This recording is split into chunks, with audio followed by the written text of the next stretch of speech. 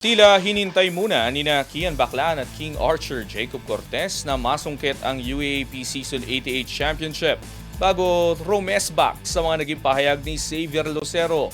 Kung ano yun, alamin sa aking pag-abante. Tahimik ngunit patalimang naging tugon ng De La Salle Green Archers sa mga pagdududa matapos nilang masungkit ang UAAP Season 88 Men's Basketball title laban sa UP Fighting Maroons sa winner-take-all Game 3 kasunod ng championship clinching win ng La Salle.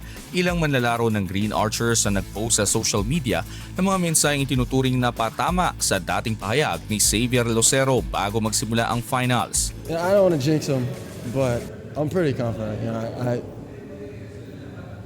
I don't think LaSalle has what it takes. I just come out and say it. We got coaches from LaSalle and whatnot. And, I'll tell them straight to their face. For me, LaSalle is showing up for attendance, not to win.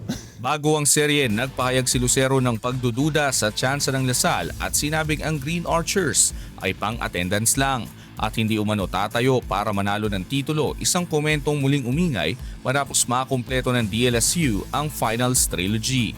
Isa sa mga unang nag-react si Kian Baclan na nag-post ng attendance check ilang sandali matapos masungkit ang kampyonato, isang malinaw na sanggunian sa naunang pahayag.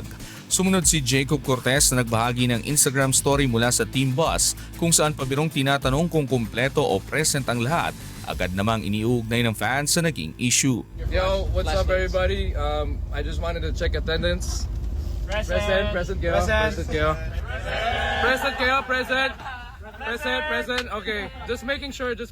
Mabilis na naging reaksyon ng netizens na iginiit na higit sa attendance ang ipinakita ng La Salle matapos bumawi mula sa isang season na may injuries, suspensions at mabagal na simula. Sa loob ng court, sinagot ng Green Archers ang lahat ng ingay matapos patumbahin ng UP 80-72 at bawiin ang UAAP crown. Isang pagtatapos na nagpatunay na panalo at hindi presensya ang tunay na sukatan. Ako si Sus Valdez, Abante Sports, nauna.